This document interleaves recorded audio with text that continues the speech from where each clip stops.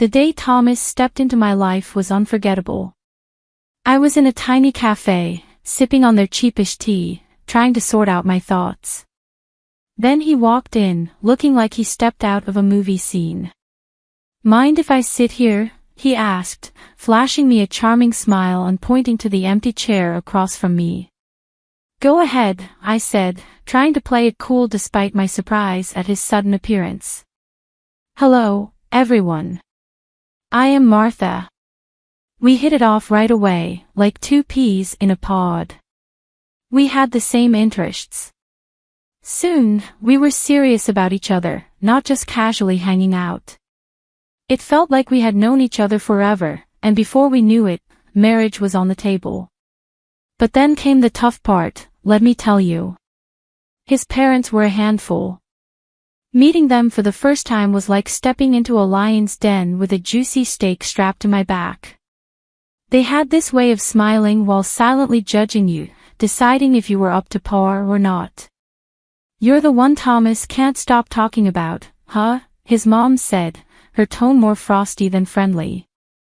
"Yep, that's me," I replied, trying my best not to let her intimidating aura get under my skin. His parents wasted no time in expressing their desire for us to sign a prenup. I wasn't interested in their money, but their approach left a sour taste in my mouth. "I'll sign your prenup," I told them, "but here's the catch. If one of us cheats, the cheater owes $400,000. Thomas looked stunned, like I'd slapped him with a wet fish. "Babe, I'd never cheat on you," he insisted, his expression dead serious. "Yeah, well, my ex said the same thing before I caught him cheating," I shot back. Eventually, Thomas agreed, though his parents didn't seem too thrilled about it. We figured that settled the matter, but we were in for a surprise. One evening, we were curled up on our old squeaky couch. We always talked about replacing it, but it held too many memories to let go. The TV droned on in the background, but we were too wrapped up in planning our dream trip to Switzerland. We knew it would stretch our budget thin, but we were determined to make it happen. "Picture it, Thomas. The food, the wine, the art, we have to go," I exclaimed, excitement lighting up my eyes. Thomas chuckled and pulled me closer. "Martha, you had me at food, but let's face it, our bank account is more suited for backyard camping than a fancy trip to Geneva." I nudged him teasingly. "Then we'll save up. We'll cut back on things we don't really need, like your video games," I joked. He feigned shock. "Not the video games. Take my shirts, my shoes, even my beloved coffee maker, but spare the games." We shared a laugh. That was us in a nutshell, dreaming big while staying grounded in our simple life. And we were content. Our happiness didn't just lie in grand adventures, it was also in the everyday moments, like Thomas's attempts at cooking breakfast on Saturdays. He wasn't a culinary master, but he had somehow perfected scrambled eggs and toast, which he proudly served with his less-than-perfect coffee. "I'm feeling scrambled eggs today, what do you think?" he'd asked, already making his way to the kitchen. "Only if you promise not to burn the toast this time," I teased back, adding, "and I'm taking charge of the coffee." One day as we tackled the dishes together, a mundane chore that felt special because we did it side by side, Thomas approached a topic we'd been avoiding. "Martha, we need to talk about, starting a family," he said, breaking the comfortable silence. I paused, holding a plate in my hands. "I know, it's just scary, isn't it? What if it doesn't happen for us?" Thomas turned to me, drying his hands on a towel.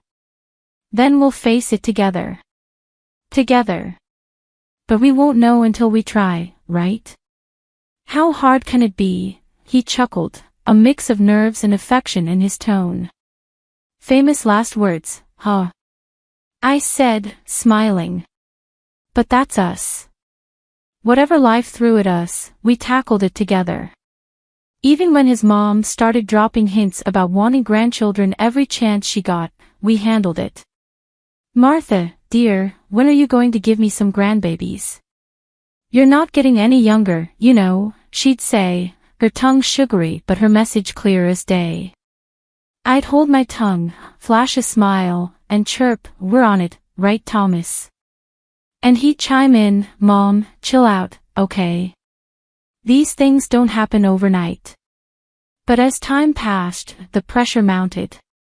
It wasn't just from his mom, but from us too. We longed for a family, but it wasn't falling into place as easily as we'd hoped.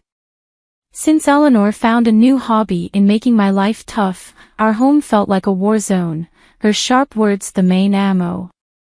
It all boiled over during one Sunday lunch, meant to be serene and easygoing. Right on cue, Sophia barged in, uninvited, just as we were about to dig in. The atmosphere turned tense the moment she stepped in, her eyes scanning the room like she was inspecting a battleground. Well, isn't this a quaint little setup, she sneered, eyeing the modest meal I'd whipped up. Quite the effort, Martha. Looks like you've been slaving away in the kitchen all morning. Trying to keep the peace, I mustered a smile. It's nothing fancy, Eleanor, just something simple and quick. Please, take a seat. As we settled at the table, she launched into her usual spiel. You know, Martha, Eleanor began, her tone dripping with condescension, I was chatting with Mrs. Charlotte the other day, and she mentioned how her grandson just became a dad. It got me thinking, when are you and Thomas going to give me some good news? Time's ticking, you know. My cheeks flushed with a mix of embarrassment and frustration. I glanced at Thomas, hoping for some backup, but he suddenly seemed very engrossed in his menu. Northeast, Mom, seriously, Thomas finally mumbled, but it lacked conviction, and we all knew it. Undeterred, Eleanor pressed on. I hate to be blunt, but you're not getting any younger. You work hard for your money, why waste it on Martha if she can't fulfill her basic duties as a wife? Hiring help for cleaning and cooking would be much more efficient, don't you think? That was the last straw. Eleanor, I'm doing my best here. I blurted out. It's not like I don't want kids.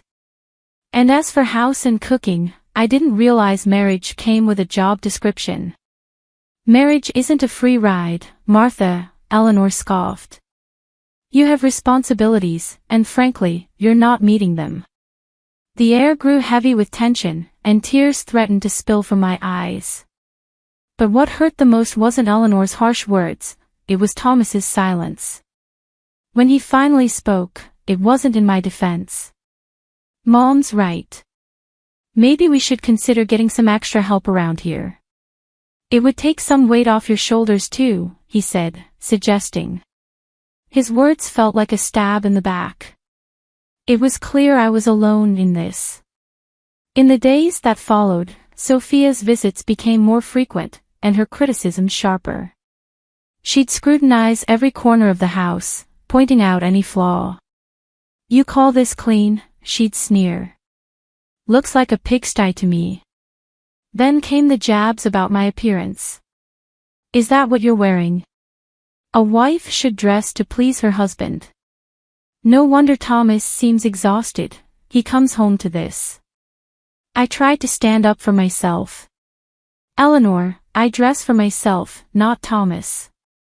And he's tired because he works hard, not because of my outfit. But it was pointless.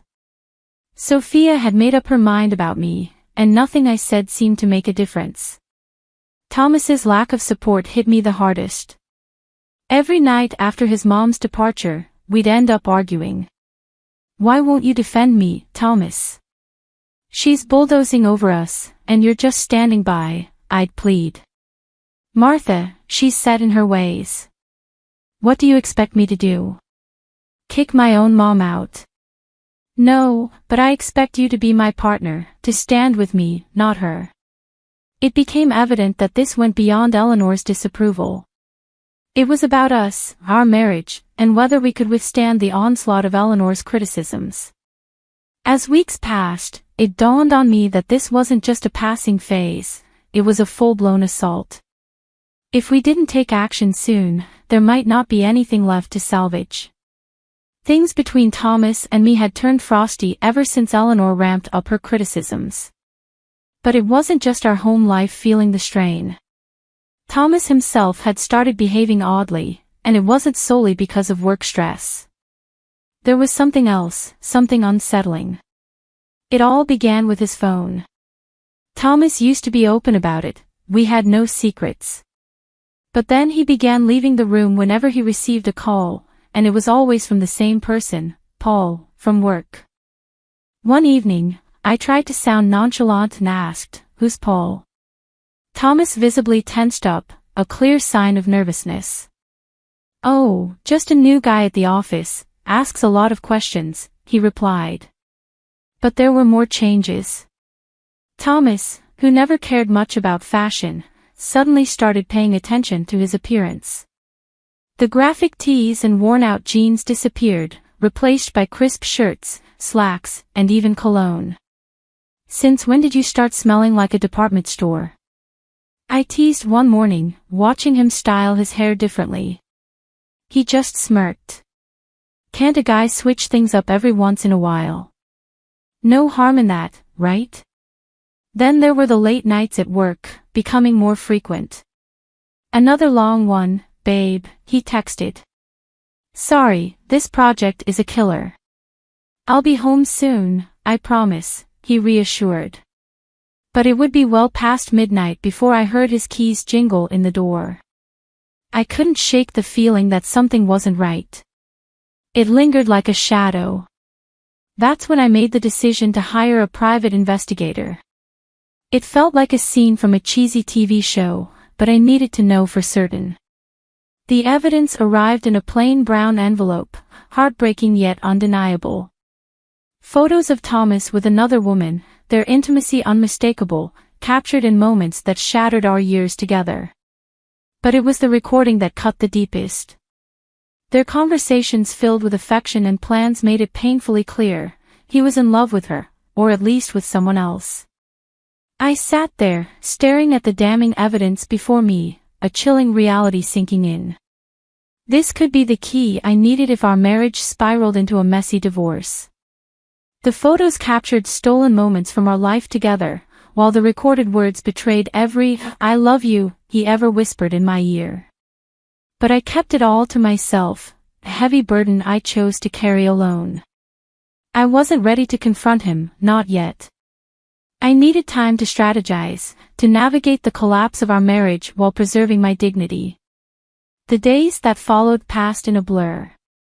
Thomas maintained his facade, and I played the part of the beautiful wife, smiling outwardly while crumbling inside. Our conversations became a delicate dance around the truth, each word carefully chosen, every laugh forced.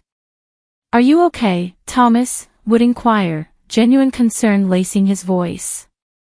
"Yeah, just tired, you know. Work's been hectic," I'd respond, the lie bitter on my tongue. It seemed like just another ordinary day until I accidentally overheard a conversation that would change everything. As I passed by Thomas's office, the door slightly ajar, their voices drifted out. It was Thomas and his mother, Eleanor, and their conversation wasn't casual. Their tones were serious, filled with purpose. "I can't keep this up, Mom. It's not just about having kids anymore. I don't feel the same way about Martha. It's like we're living together as strangers, not as a married couple," Thomas admitted, his voice heavy with exhaustion. Eleanor's reply was cutting. "Well, can you blame yourself? She hasn't given you a child, and what else has she really brought to this marriage? But let's not be hasty. My 65th birthday is approaching, and we wouldn't want to miss out on a generous gift from her, would we?" Her cynicism felt like a stab in the heart. They were using me, planning to keep me around just long enough to benefit from a lavish birthday present before discarding me. "Exactly, dear, just a bit longer," Eleanor affirmed, her words dripping with malice. I stood there, stunned and furious. They were plotting to push me out of the family as effortlessly as crossing off an item on a shopping list. The pain ran deep, but it fueled a burning desire for vengeance within me. They thought they could manipulate me and discard me at their convenience. I was determined to prove that I wasn't just a pawn in their twisted game. A few days later, we gathered for a family dinner that felt more like a scripted performance than a meal. Sophia brought up her impending birthday with a smile that made my stomach churn. Leaning in, she asked, "So, Martha dear, what do you have planned for my birthday? Something special, I hope." I met her gaze calmly.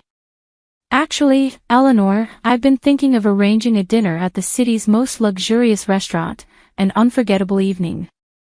Her eyes gleamed with anticipation, and she exchanged a satisfied glance with Thomas. They believed they had me cornered, but they didn't realize I was already 2 steps ahead. "Oh, Martha, that sounds lovely. Just close family, you know, keep it intimate," Sophia added, her voice oozing with insincerity. "Absolutely, Eleanor, we'll make it a memorable occasion," I replied, the words leaving a bitter taste in my mouth. The weeks leading up to Eleanor's 65th birthday felt like a slow march towards a reckoning. Every smirk from her and every indifferent nod from Thomas fueled my resolve. My plan was straightforward yet daring: orchestrate a lavish dinner as a supposed gesture of affection, then unveil a monumental surprise. As with all well-laid plans, the devil was in the details. The night before the party, our home crackled with tension. Thomas, oblivious to the storm brewing, lounged casually on the couch, absorbed in his phone. "Everything ready for tomorrow?" he inquired, still glued to the screen. "You could say that," I replied, my voice masking the turmoil within. The day arrived, and as guests streamed into the opulent dining room we had reserved for Eleanor's celebration, anticipation hung heavy in the air. My pulse quickened, not from nerves, but from the excitement of what was to come. Eleanor, relishing the spotlight, luxuriated in the grandeur of her surroundings. "Oh, Martha, you've truly outdone yourself. This place is divine," she proclaimed loudly enough for neighboring tables to hear. As we settled in, the evening unfolded with a peculiar cheer typical of family gatherings. Laughter rang out, stories were shared. Then, as the dessert plates were whisked away, the waiter approached with the climax of the evening, the bill. He leaned indiscreetly and murmured, "The staggering dinner cost $55,000. I handed over my credit card, my action going unnoticed by most. Then, with a strange smirk, Thomas decided to drop his bombshell. "Martha, it's time for the truth. I'm done with this, with us. I want a divorce." His words hung heavily in the air, suffocating the room. Before I could fully process his announcement, Eleanor, sharp and unyielding, interjected, "Well then, now that's up, and they open, it's best you leave, Martha. Tonight is about family, and, well, you're no longer part of ours." The room fell into a hushed silence, every gaze fixed on me, awaiting my response. But I refused to crumble. With a composure I didn't truly feel, I rose from my seat, nodded, and departed without a word.